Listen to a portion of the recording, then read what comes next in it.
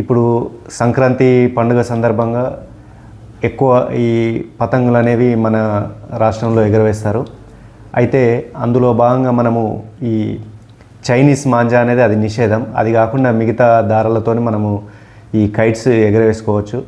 ఈ చైనీస్ మాంజా వల్ల రీసెంట్గా కూడా ఒక 3-4 ఇయర్స్ బ్యాక్ లంగరౌజ్ పిఎస్ లిమిట్స్లో ఒక ఫ్యాటల్ యాక్సిడెంట్ కూడా జరగడం జరిగింది.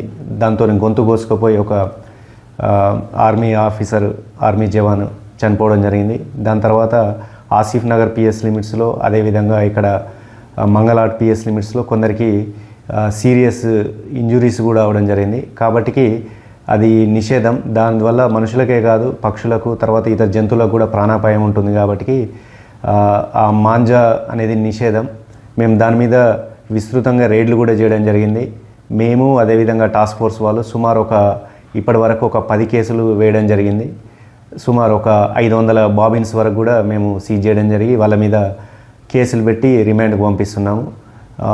ఇక ముందు ఎవరైనా అది అమ్మడం కానీ కొనడం కానీ చేస్తే అది చట్టరీత్యా నేరం.